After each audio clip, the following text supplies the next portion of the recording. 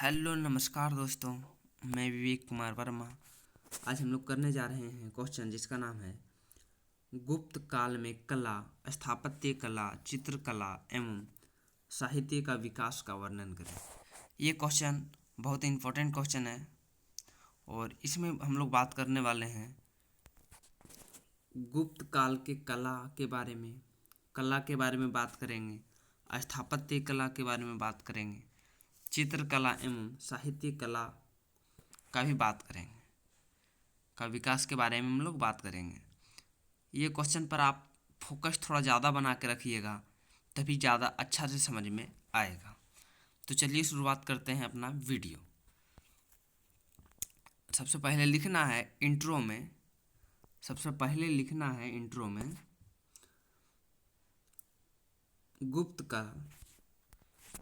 गुप्त काल 320 से 550 ईस्वी। गुप्त काल जो है 320 से 550 ईस्वी के बीच में माना जाता है। गुप्त काल भारतीय इतिहास का स्वर्ण युग माना जाता है। इस काल में राजनीतिक स्थिरता और शासकों के संरक्षण के कारण कला, स्थापत्य कला, चित्रकला और साहित्य कला का उल्लेखनीय विकास हुआ। इस काल में जो है गुप्त काल में राजनीतिक स्थिर था, मतलब प्रशासन जो राजा थे वो स्थिर थे। शासकों के संरक्षण के कारण स्थापत्य कला, चित्रकला, साहित्य कला उल्लेखनीय विकास हुआ, बहुत ही ज़्यादा विकास हुआ, जिसने भारतीय संस्कृति को शास्त्रीय स्वरूप प्रदान किया।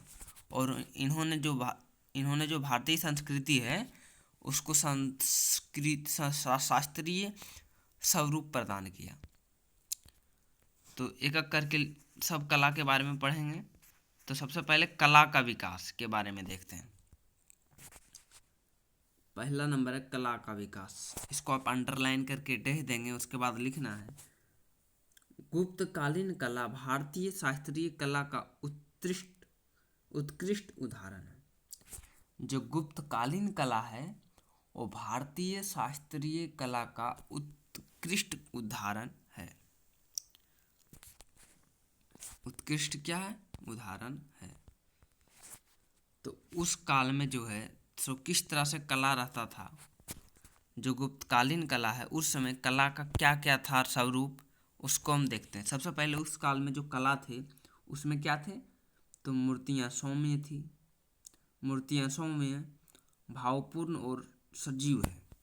जो मूर्तियाँ जो थी वो सौम्य है और भावपूर्ण है, मतलब प्रकट होता है, मूर्तियाँ में प्रकट होता है, भाव उसमें दिख रहा है, झलक रहा है, ठीक है, और सजीव है। ठीक। दूसरा है शरीर का संतुलन, अनुपात एवं आध्यात्मिक अभिव्यक्ति है। ठीक है, शरीर का जो संतुलन है वो अनुपात में है और आध्यात्मिक अभिव्यक्ति है, मतलब देखने पर आपको, अध्ययन करने पर पता चलेगा कि है कुछ, अभी फील होगा अंदर से। सी नंबर में है अलंकरण में सादगी, और सादगी भी दिखेगी। किसमें? अलंकरण में सादगी भी दिखेगी। आप अपना भाषा में जिस प्रकार से लिख पाएंगे वैसे लिख देना। अलंकरण में सादगी दिखेगी। तो इसका उदाहरण भी दे देते हैं कि ऐसा मूर्तियाँ सौम्य, भावपूर्ण और सजीव है। ए नंबर पॉइंट में। बी नंबर में संतुलित अनुपात में है। सी नंबर में सादगी भी दिखेगा। इसका उदाहरण भी कुछ हम दे देते हैं। जैसे इसका उदाहरण है सारनाथ की बुद्ध प्रतिमा, मथुरा की विष्णु मूर्तियाँ, ये सभी इसके उदाहरण हैं, गुप्त काल के कला का उदाहरण है। ठीक है। दूसरा पॉइंट है स्थापत्य कला का विकास। स्थापत्य कला का विकास, तो इसमें स्थापत्य कला में मंदिर स्थापत्य भी आ जाएगा और गुफा स्थापत्य भी आ जाएगा, क्योंकि उस समय गुफा का भी है सो विकास चालू था। तो स्थापत्य कला का विकास में सबसे पहला क नंबर पॉइंट लिखने के बाद अंडरलाइन करके देख देना है। इसमें सिर्फ अंडरलाइन करना है और इसमें अंडरलाइन करके डैश देना है। उसके बाद लिखना है मंदिर निर्माण की परंपरा का प्रारंभ में समतल छत, बाद में शिखर का विकास, गर्भगृह एवं मंडप की व्यवस्था। ठीक है, तो मंदिर स्थापत्य में लिखना है, इसको अंडरलाइन करके डैश देना है। उसके बाद लिखना है मंदिर निर्माण की परंपरा का प्रारंभ में, जब मंदिर निर्माण की परंपरा होती है उसके प्रारंभ में समतल छत, मतलब छत जो वो समतल है, बाद में शिखर का विकास, छत समतल है, उसके बाद शिखर जो मतलब उठा हुआ रहता है ऊपर, जिसमें झंडा लगाया जाता है मंदिर के ऊपर, बाद में शिखर का विकास, फिर अंदर गर्भगृह एवं मंडप का व्यवस्था था। इसका उदाहरण देते हैं।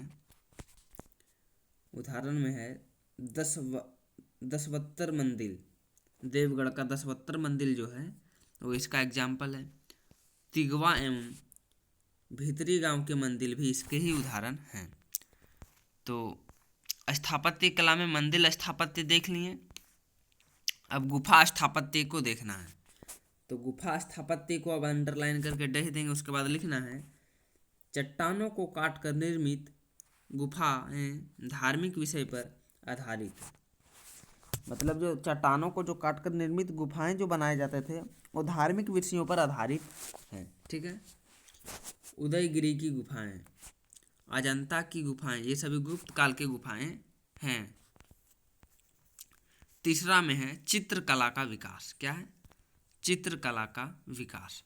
चित्रकला का विकास में लिखना है गुप्तकालीन चित्रकला का श्रेष्ठ रूप अजंता की गुफाओं में मिलती है। मतलब चित्रकला की, अगर गुप्त काल के चित्रकला की बात करें हम लोग, तो गुप्त कालीन चित्रकला का सबसे अगर सर्वश्रेष्ठ अगर उदाहरण है तो अजंता की गुफाओं में मिलती है। तो अजंता की गुफाओं में मिलती है। अजंता में जैसे जो पेंटिंग मिला है वो गुप्त काल का ही है, तो चित्रकला गुप्त काल में ही चल जाएगा ना वो। ए नंबर में लिखना है क्या क्या मिला है उसका। देखो, ए नंबर में लिखना है प्राकृतिक रंगों का प्रयोग। जो गुप्त काल की चित्रकला है उसमें प्राकृतिक रंगों का प्रयोग किया गया है। कोमल रेखाएं हैं और भावपूर्ण चेहरे हैं। चेहरे पे हाव भाव दिख रहे हैं कि कुछ कर रहे हैं, कुछ फीलिंग होता है। सी नंबर में जातक कथाओं एवं बुद्ध की जीवन से है। मतलब जातक कथाओं और बुद्ध के जीवन के बारे में भी उसमें इंगित होता है। तो इसका उदाहरण देते हैं। तो ये जो तीनों A number, B number, C number point जो आप ऊपर देखे हैं उसका उदाहरण भी ऐसा है। जैसे प्रसिद्ध चित्र में बात करें तो बोधिसत्व पद्मपनी जो है वो इन्हीं सब के मिलाकर बनाया गया है। उसमें ये सब तीनों देखने को मिलेगा। चौथा नंबर है साहित्य का विकास। जैसे कि मैं पहले ही बता चुका हूँ कि आप इस क्वेश्चन को थोड़ा ध्यान से देखिए तभी आपको समझ में आएगा। चौथा में है साहित्य का विकास। इसको भी अंडरलाइन करके डैश देना। उसके बाद लिखना है गुप्त काल सांस्कृतिक साहित्य का स्वर्ण युग था। गुप्त काल जो था वो सांस्कृतिक साहित्य का स्वर्ण युग था। किसका युग था? तो सांस्कृतिक साहित्य का स्वर्ण युग था। ए नंबर में काव्य एवं घटनाएं। काव्य एवं घटनाएं की बात करें तो ए नंबर में जो कालिदास है, अभिज्ञान शाकुंतलम, मेघदूत, रघुवंशम, ये इसके ही नाटक हैं। किसके? कालिदास के। साहित्य में काव्य और नाटक दोनों आ जाएगा, तो काव्य में और नाटक में दोनों में हम लोग लिख दे रहे हैं। तो कालिदास का क्या है? अभिज्ञान शाकुंतलम, मेघदूत, रघुवंशम, और रुद्रक भी एक लेखक थे, उसका क्या है? मिच्छकटिकम। मिच्छकटिकम किसका है? रुद्रक का। और भास का क्या है? सौप्रवासदत्तम। ये किसका है? भास का। तो आपको याद कर लेना है कालिदास का क्या है, अभिज्ञान शकुंतलम, मेघदूतम रघुवंशम, रुद्रक का है मिच्छ कटिकम, और भास का है सौ प्रसावदतम। काव्य एवं नाटक में ये 3 गो हम लोग प्रमुख देख चुके हैं। साहित्य में काव्य भी आ जाएंगे, नाटक भी आ जाएंगे, ये आपको पता है। तो काव्य और नाटक का हम लोग लिख चुके हैं। अब धार्मिक एवं वैज्ञानिक साहित्य के अनुसार हम लोग लिखते हैं। धार्मिक और वैज्ञानिक दृष्टि के अनुसार से लिखते हैं।